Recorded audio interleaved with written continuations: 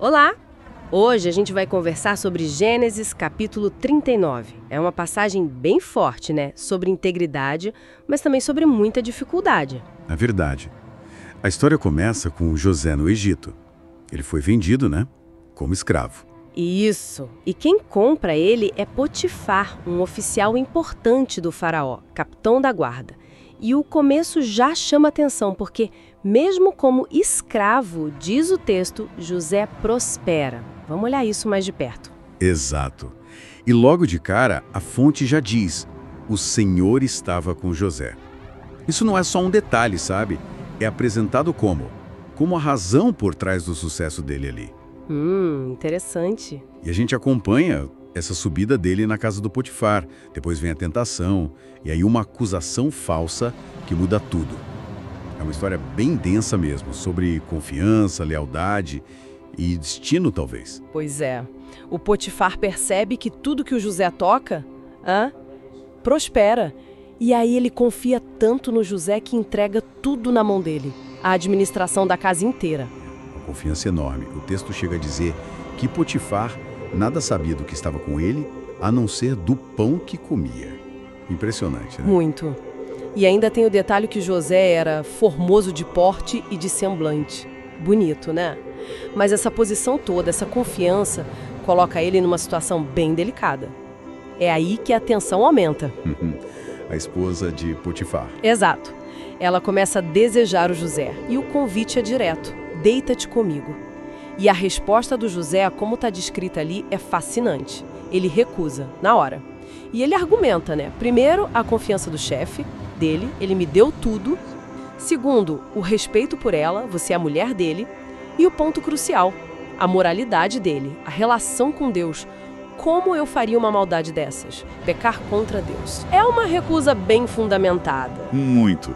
E olha só, não foi só uma vez que ela tentou. A fonte diz que ela insistia cada dia.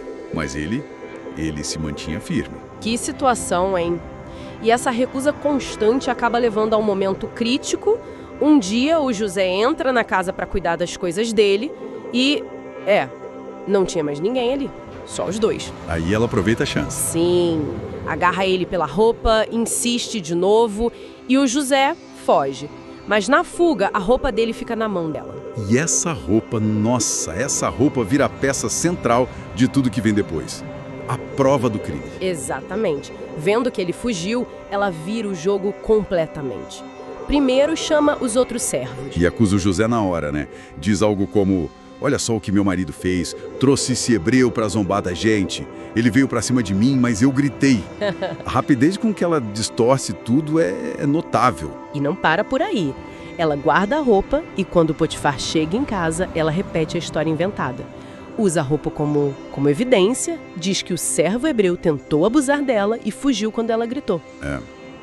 Aí a gente entra numa questão complicada sobre manipulação, né? E o valor da palavra de cada um. Pois é.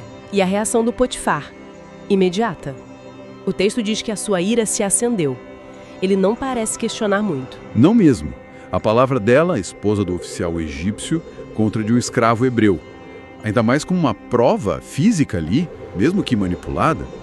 A ira dele mostra o poder absoluto que ele tinha, né? E talvez a dinâmica da honra na época. Uma acusação dessas exigia a resposta rápida. E a consequência é terrível para José. Ele é jogado na prisão. E não qualquer prisão, né? A prisão real, onde ficavam os prisioneiros do rei. Que queda! Uma queda vertiginosa. Do cargo de administrador-chefe para a prisão. Mas aí, olha que interessante. O padrão que a gente viu no começo, ele se repete. Mesmo ali no fundo do poço... Como assim? O texto diz de novo: o Senhor, porém, estava com José. E mais uma vez essa presença divina parece abrir portas. Ele encontra favor aos olhos do carcereiro Mor. Ah, sim. O chefe da prisão.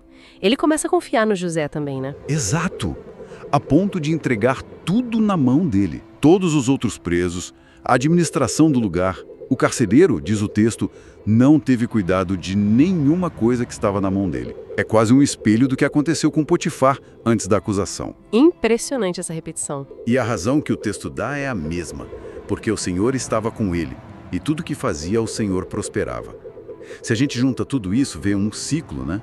José é elevado, aí sofre uma queda brutal por causa dos outros, traição da família, acusação falsa, mas por causa da integridade dele e dessa presença divina constante, ele consegue se reerguer e ganhar confiança de novo, mesmo preso. Então, resumindo essa trajetória, José vai de escravo a administrador de confiança, depois a prisioneiro acusado injustamente, e mesmo na prisão ele assume responsabilidade e ganha favor.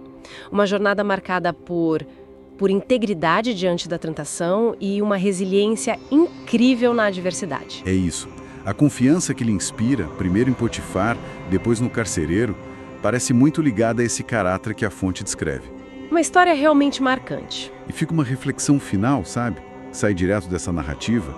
A gente vê José passando por duas provações enormes, ser escravo e ser preso injustamente. Nas duas situações, depois da queda, ele consegue reconstruir a confiança com quem tem poder sobre ele. O que será que essa capacidade de gerar e regenerar confiança, mesmo em cenários tão difíceis, tão precários, nos diz sobre o caráter dele? Ou sobre como o poder, a percepção e a resiliência funcionam nessa história? Fica aí pra gente pensar.